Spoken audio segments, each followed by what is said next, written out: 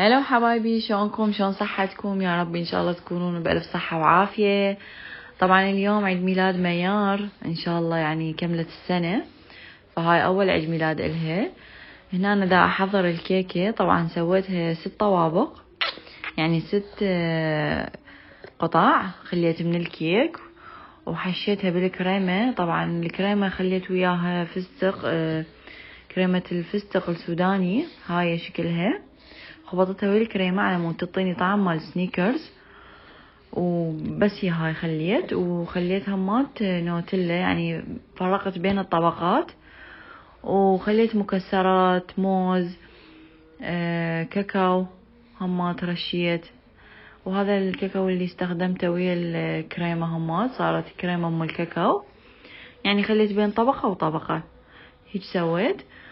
وبهذا الحليب اللي استخدمت الحليب السائل يكون بارد على مود الكريمة تصير عندكم زينة قوية. وهاي الالوان اللي راح استخدمها هسه. طبعا انا الحشو كملته وخلصته، هسه راح اغلفها من برا.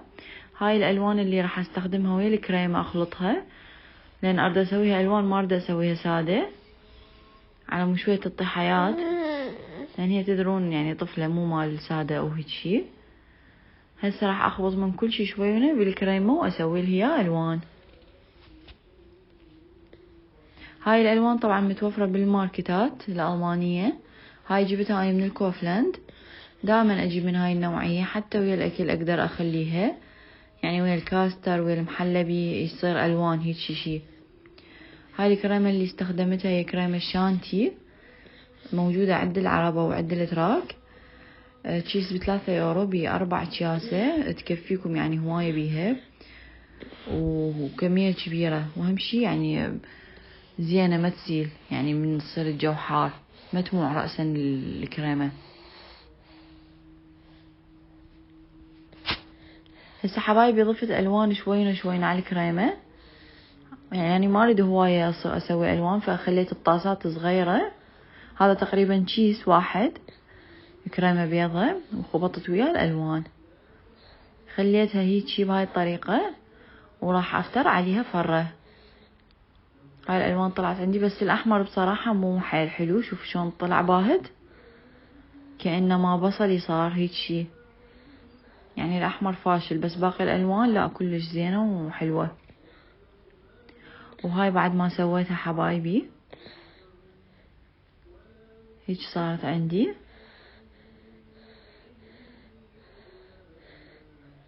بهذا الشكل، وخليت عليها نجوم وهيك شغلات من برا على مود شوية يعني تتعدل شكلها.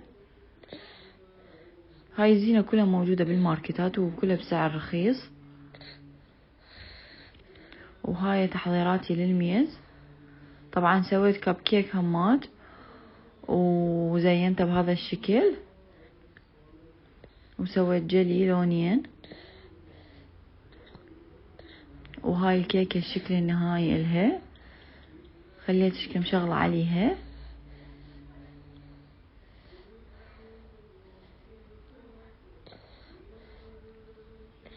وهاي الدونات اطيتها يعني شوية روح.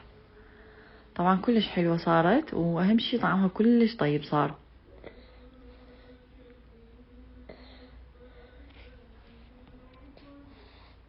هاي العجوزية اللي سوت الكيكة. وهاي الالوان ضفتها على الكاستر والمحلبي. شوف شلون صار حلو، يعني انا دائما ادخلها بهيج شغلات. الالوان هاي اللي استخدمها هي الوان غذائية صحية، يعني ما بيها اي ضرر،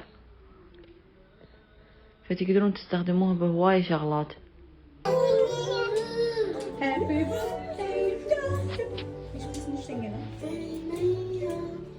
Happy birthday to you. Happy birthday to